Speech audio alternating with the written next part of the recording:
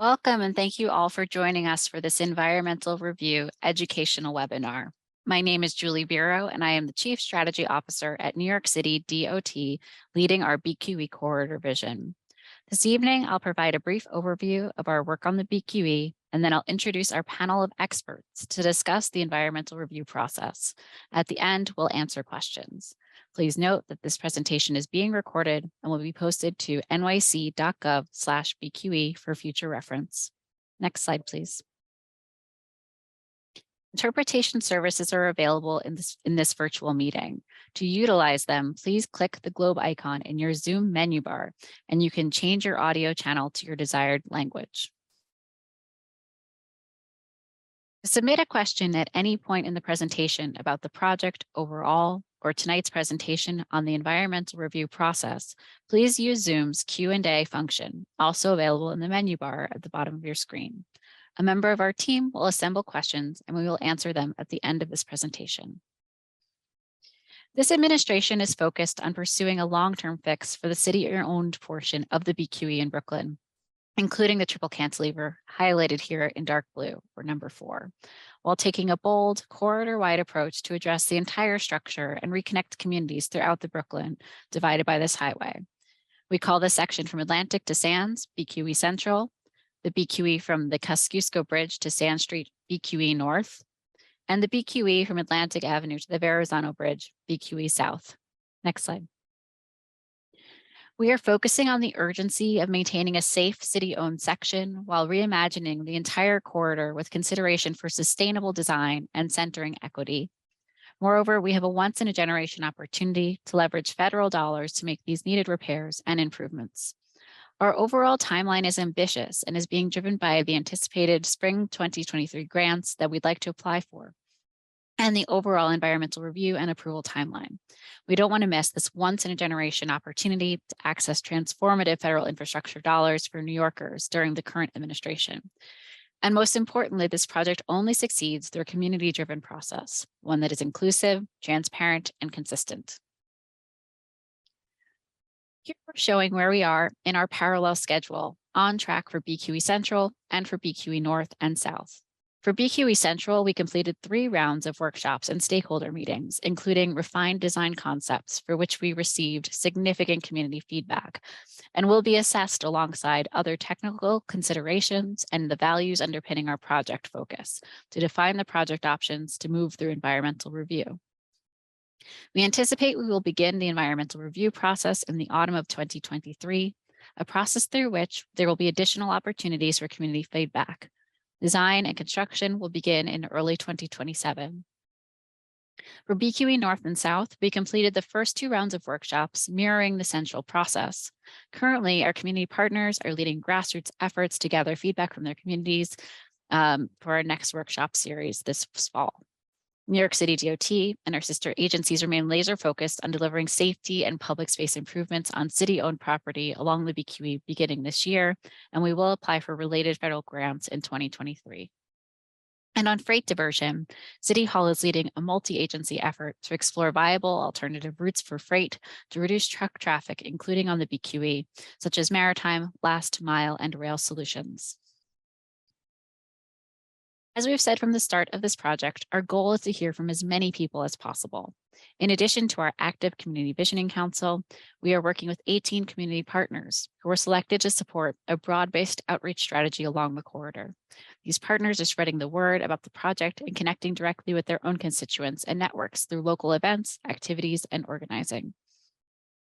In January and February, we also hosted a series of topical working groups with subject matter experts to discuss significant policy questions. Focus groups explored the deeper policy trade-offs and opportunities that need to be explored in this process and helped us understand how to reframe the BQE from a multidisciplinary perspective. A summary of these findings and all of our materials on the BQE can be found at our website at nyc.gov/BQE. Now I will hand the presentation over to our consultants, Jim Finnegan and Chris Calvert from AKRF, who will provide our overview of the environmental review process. Thank you, Julie, and good evening, everyone. I'm Jim Finnegan, and I'm the Deputy Environmental Lead for the BQE Central project. We have assembled members of our team to present the information today and answer your questions. We wanted to highlight their expertise so you're aware of who we have on hand to answer your questions. So first you'll see Chris Calvert.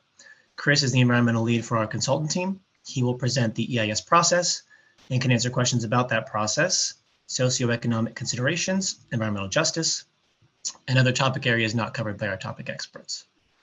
Next is Jim Finnegan, that's me. As I said, I'm the Deputy Environmental Lead, and I can answer questions on the EIS process, land use and zoning, including the city's ULURP process, that's the Uniform Land Use Review Procedure process, and other topic areas not covered by our topic experts. Next, Jeff Carpenter. Jeff is the project manager for our design team and can answer design-related questions. Kevin Edwards is an expert in air quality and climate change. Christian Thompson is an expert in noise and vibration. Claudia Cooney is our expert in historic and cultural resources, including the Section 106 process that we must comply with for the BQE Central project. And not pictured on the slide, but Jeff Myers is an expert in traffic analysis. Next slide, please. Thank you. So what is the National Environmental Policy Act, or NEPA?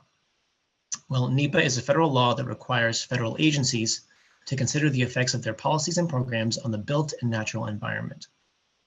As stated in the legislation, the purpose of NEPA is, and I quote, "a national policy to encourage productive and enjoyable harmony between people and the environment, to promote efforts to prevent or eliminate damage to the environment and biosphere, and stimulate health and welfare, to enrich the understanding of the ecological systems and natural resources important to the nation, and to establish a council on environmental quality."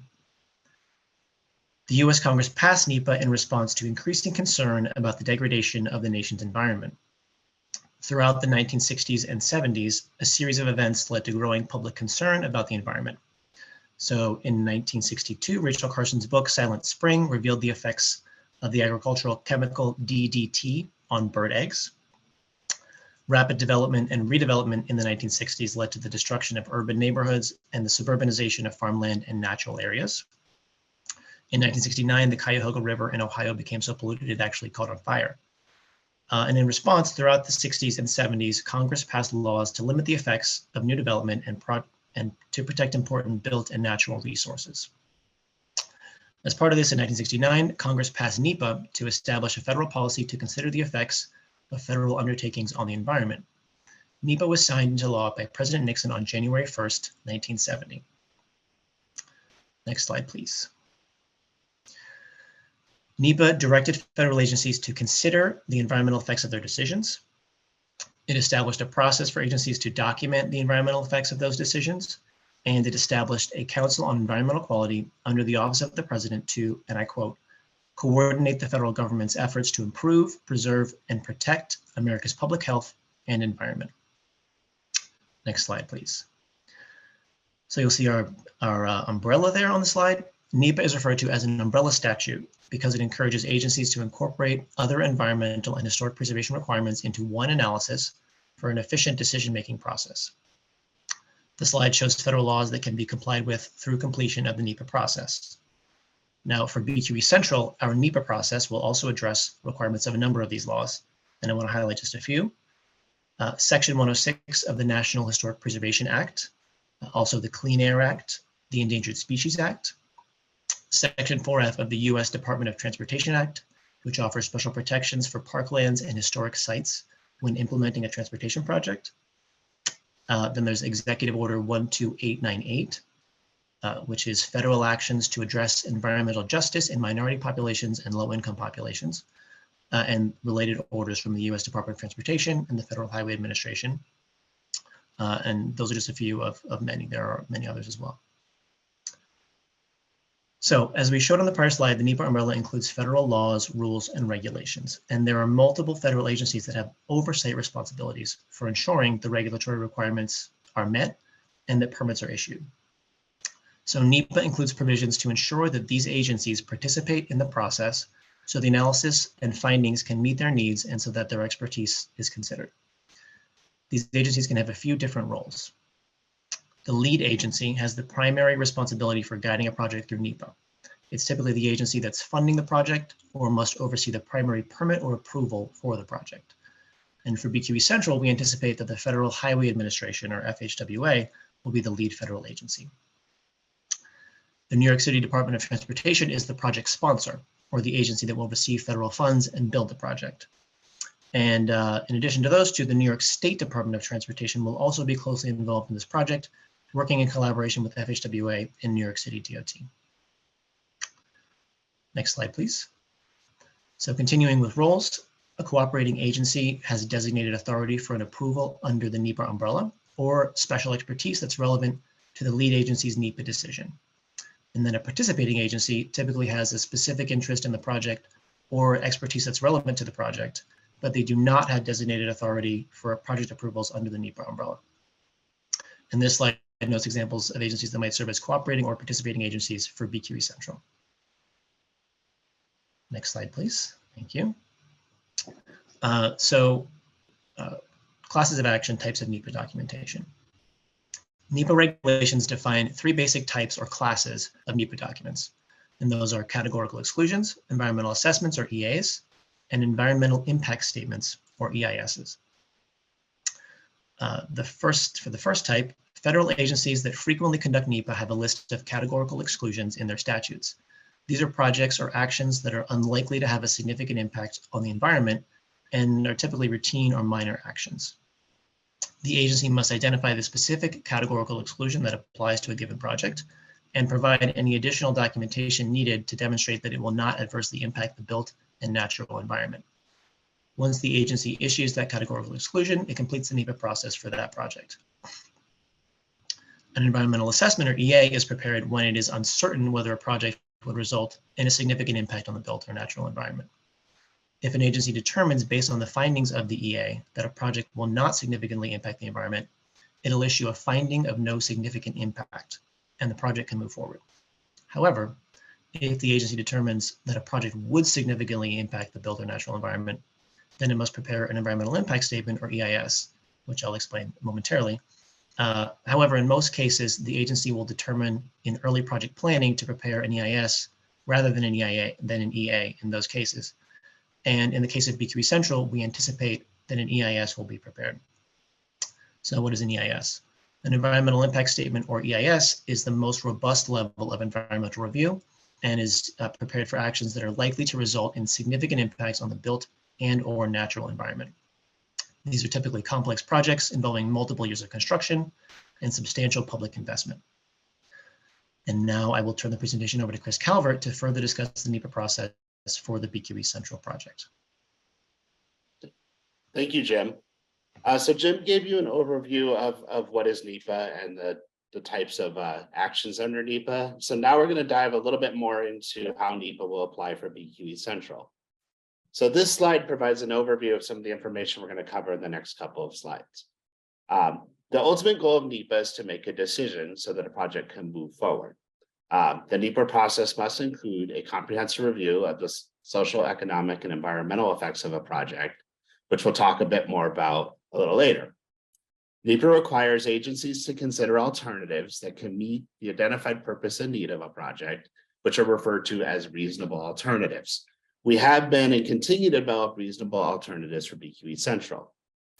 When a project could adversely impact the built or natural environment, the lead agency, in our case FHWA, must consider measures to avoid, minimize, or mitigate these impacts and disclose those in its NEPA findings.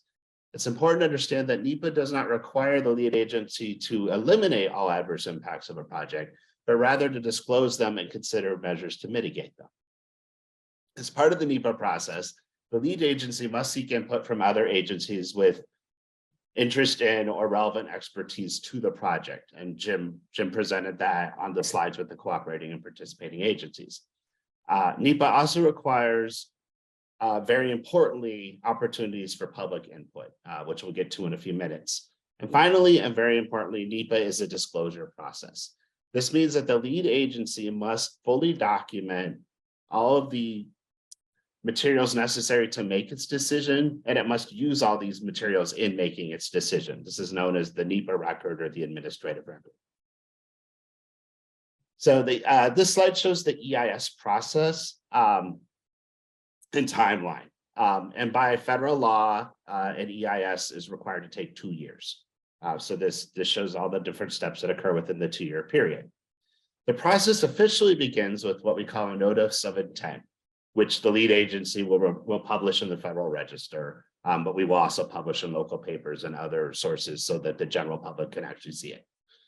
The notice of intent announces the project. It discloses who's the lead agency. It identifies the purpose and need for the project, alternatives we're considering, and the studies will prepare to inform the agency's decision. And it will identify the opportunities that the public will have to participate in the process. The notice of intent also designates the agency representatives who you can contact for more information. Now, the notice of intent is the official beginning of NEPA, but we do a lot before the notice of intent. We call this the pre-NOI phase, and this is currently where we are for BQE Central. During the pre-NOI phase, the project sponsor will provide information and studies to the lead agency, in our case, FHWA, to demonstrate that we're ready to enter NEPA. And this has become very important because I mentioned there's 2 years to get it done. So this is our period to demonstrate that we are ready to go. So for BQE Central, we've been preparing the certain documents that FHWA requires. We've been looking at our alternatives, doing preliminary work on our alternatives. We're preparing a traffic analysis. We're conducting early field work to inform the existing conditions analyses in our EIS. And most importantly, we've been engaging with the public as part of the BQE corridor vision, as this engagement is informing our NEPA process. So moving past the notice of intent phase, we would then enter public scoping. So as specified by public regulations, public scoping is a period to engage state, local, federal, and tribal governments and the public in the early identification of concerns, potential impacts, relevant effects of past actions, and potential future actions. For large and complex projects, the public scoping period typically includes a public meeting. The lead agency, the project sponsor, and its consultant team will consider all of the public feedback during the public scoping phase as it prepares the draft EIS. Preparation of the draft EIS is typically the longest part of the process with the greatest duration. This is the period where we prepare all the technical studies to document the potential effects of the project alternatives on the built and natural environment. Preparation of the preliminary draft EIS will involve a team of consultants and representatives from the project sponsor, in our case, New York City DOT, to study these effects and actually write the EIS. Once we've written a complete document, then representatives of FHWA and cooperating agencies will review that document to assess whether the findings are accurate and complete. Once any issues are resolved, they will certify that the DEIS is complete and they'll issue a notice of availability. The notice of availability of the draft EIS kicks off an official public review period. By statute, this is 45 days in which the public has the opportunity to provide comments through formal channels of communication. The public review period must include a public hearing where oral comments can be heard, and then written comments can be accepted throughout the public review period through formal channels. Following the public review period for the DEIS, FHWA, the project sponsor, and the consultant team will work together to organize and respond to the public comments received on the draft EIS.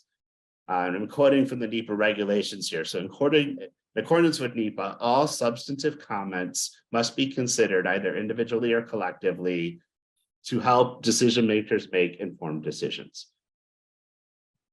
If necessary, the lead agency may require that additional studies be prepared to support input received from the public or further decisions that they must make.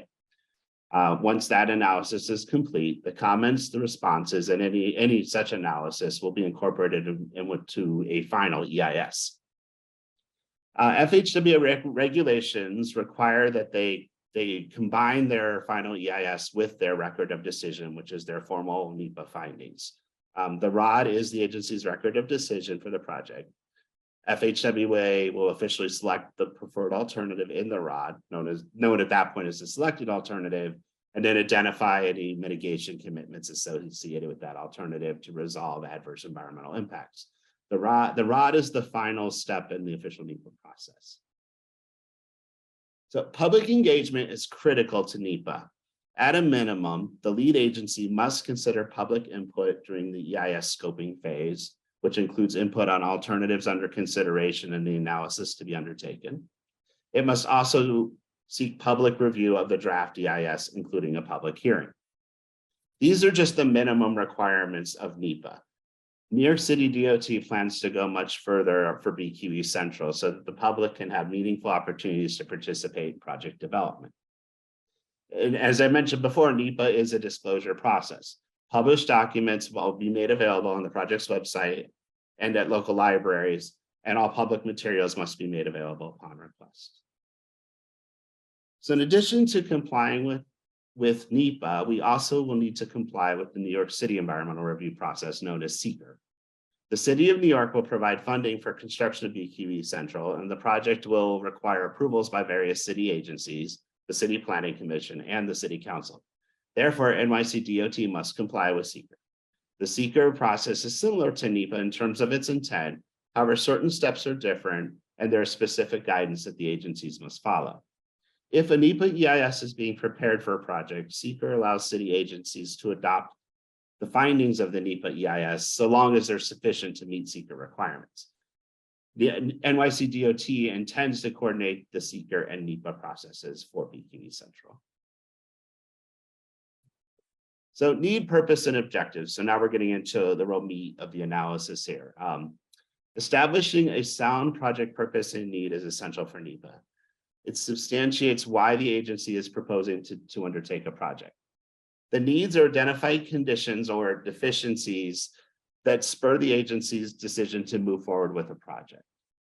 The purpose is a brief statement that justifies the project, and the objectives are measurable outcomes that any alternative for the project must achieve to be reasonable. Objectives relate directly to the purpose and need, and reasonable alternatives must meet all of the stated objectives. The purpose and need drives the process to consider alternatives and ultimately select a preferred alternative. Without a well-defined, well-established, and well-justified purpose and need, it will be difficult to determine which alternatives are ultimately reasonable, prudent, or practicable. So developing and evaluating alternatives is really the meat of the early phase of the NEPA process. The identification, consideration, and analysis of alternatives are key to NEPA and the goal of balanced decision-making.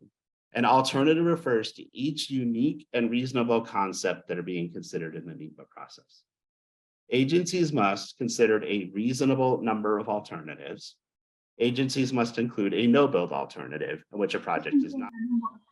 Although the no-build alternative might include some minor actions and truly in some cases, the no-build alternative really isn't reasonable, but in other cases it is, in particular projects with a long duration, high cost, or substantial environmental impacts. In every case, though, no-build alternative serves as the baseline to compare the effects of the build alternatives. The agencies must discuss each reasonable alternative in detail to a considerable level, to essentially the same level of consideration, including their preferred action, so that readers may evaluate their comparative benefits and detriments. For alternatives that are dropped from consideration, the agency must disclose the reasons they were eliminated, including the measures used to eliminate them and at what point in the process they were dismissed.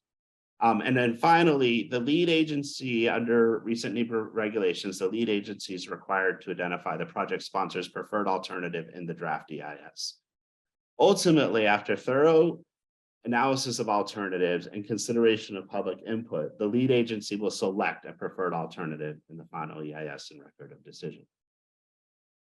So this slide shows the various studies that will be undertaken for BQE Central. As you can see, there are quite a few. There will be a comprehensive analysis of social, economic, and environmental topics for the alternatives studied in the DEIS. These categories, there are additional categories, but these are the most relevant to the BQE Central corridor. Social conditions is the study of the built environment where people live and work. This includes land use, neighborhood character, demographic characteristics, the effects on community facilities such as schools and hospitals, properties acquisition, and other related topics. In addition to being a topic of study, social conditions is often the foundation for other studies that are prepared for the EIS. Economic conditions is the study of how a project might affect the local and regional economy, including access to business, the movement of goods and services, and effects on specific industries, employment, and tax revenues. Study of natural resources considers the effects on the natural environment, including water resources, coastal resources, floodplains and wetlands, habitat, and species, including threatened and endangered species. The study of historic and cultural resources considers both architectural resources, which are buildings and other structures that are listed on or eligible for listing on the National Register of Historic Places or may be locally designated landmarks.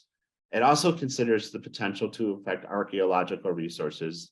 Those are historic resources buried underground. The section of the EIS also documents our compliance with Section 106 of the National Historic Preservation Act, as Jim mentioned earlier. Study of parklands looks at the effects of a project on open space. The study of visual resources looks at the project's potential impacts on prominent view corridors and how it might change those corridors once implemented. This study is prepared using specific guidance by FHWA under the direction of a landscape architect. Environmental justice is a study of whether a project would result in disproportionately high and adverse effects on low-income and minority populations. We will be developing a study area for our environmental justice analysis that will include minority and low-income communities as defined by FHWA and other guidance near the BQE Central Corridor, as well as potentially communities to the north and south.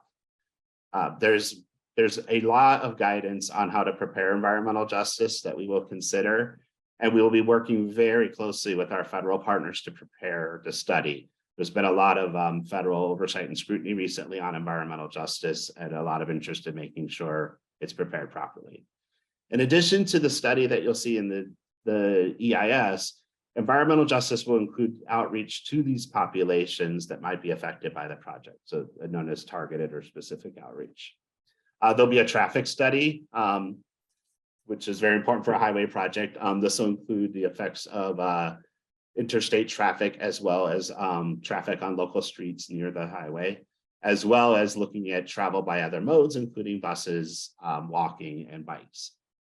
The air quality analysis will look at airborne pollutants resulting from traffic based on criteria established by the U.S. Environmental Protection Agency. We will also use criteria that the New York State Department of Environmental Conservation and the New York City Department of Environmental Protection have developed. The study of climate change will look at the project's consistency with federal, state, and local policies that address climate change, as well as the project's resiliency to withstand the harmful effects of climate change. Noise is always a very important topic for traffic and highway projects. The noise study will look at traffic noise on the effects of traffic noise on nearby residences and other sensitive sites using criteria established by FHWA, New York State DOT, and the New York City Department of Environmental Protection. We'll study contaminated materials, which is asbestos, lead, hazardous waste, and other materials that might be present in the current structure or nearby, and how those materials will be addressed during construction, including the different protocols we will comply with to make sure they're managed correctly. The long-term effect for BQE Central will occur over multiple years of construction.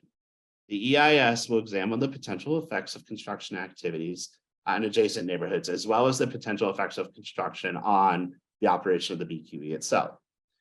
NYC DOT will work closely with FHWA and other agencies to identify measures to minimize construction impacts, and the EIS will identify such measures as commitments. It's important to note that the construction analysis, it's really an EIS within the EIS, and it considers all the various topics that I mentioned above, including neighborhood character, business activity, natural resources, historic resources, air quality, and noise. as well as vibration for the BQE Central, which is an important topic. Each study in the EIS will follow a consistent methodology as we prepare it. This begins with establishing an analysis framework. Analysis framework will disclose the regulatory requirements that each study is meant to meet.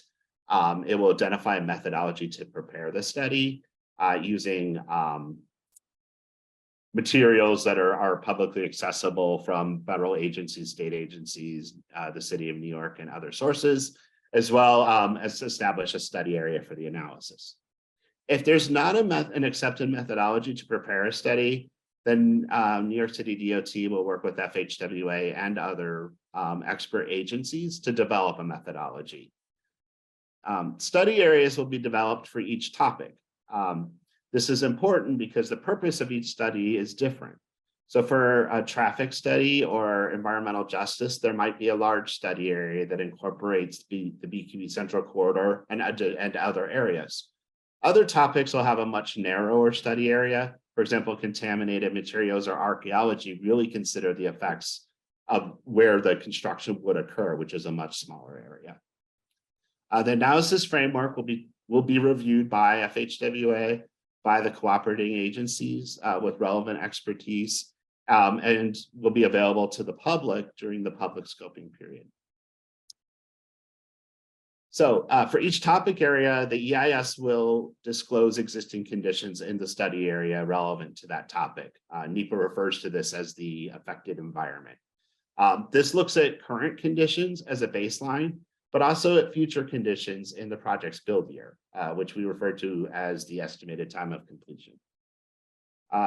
Then the EIS will look at, for each topic, the potential effects of project alternatives on the affected environment. This is known as the environmental consequences.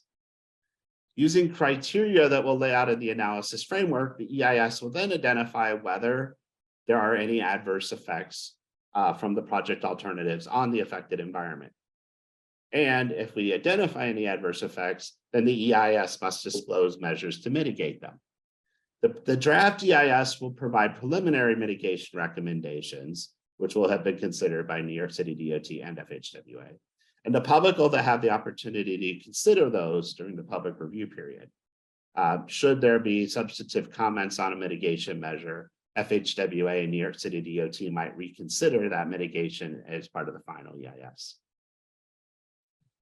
So lastly, we move on to the environmental decision. So following the public review of the draft EIS, the lead agency will collect all the comments and respond to substantive comments.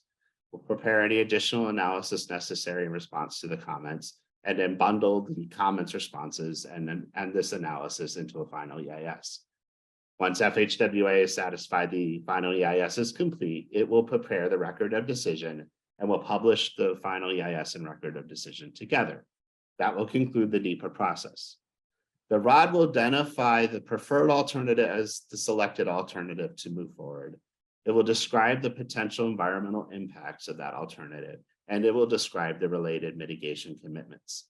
It will also demonstrate FHWA's compliance with special laws under the NEPA umbrella.